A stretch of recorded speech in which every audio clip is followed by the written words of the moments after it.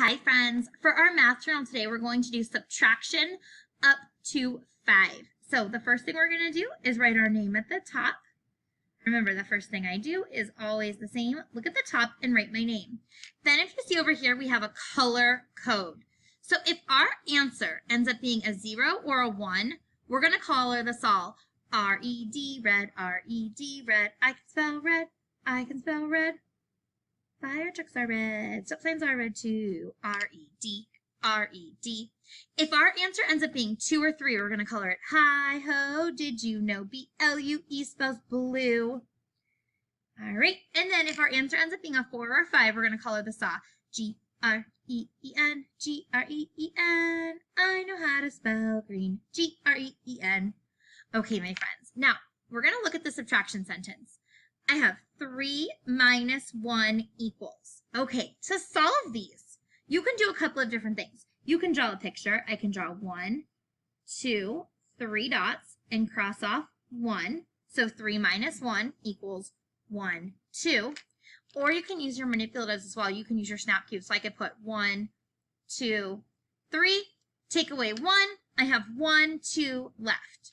So 3 minus 1 equals 2. So I'm going to go around and back across the railroad track. 2, 2, 2. Then I'm going to check my code. My answer is a 2, so I have to color it. Hi-ho, did you know B-L-U-E spells blue?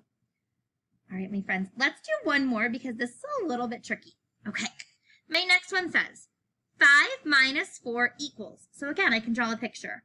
1, 2, 3, 4, 5, and then Mr. Minus likes to take away, take away, take away, and this time he wants to take away 4.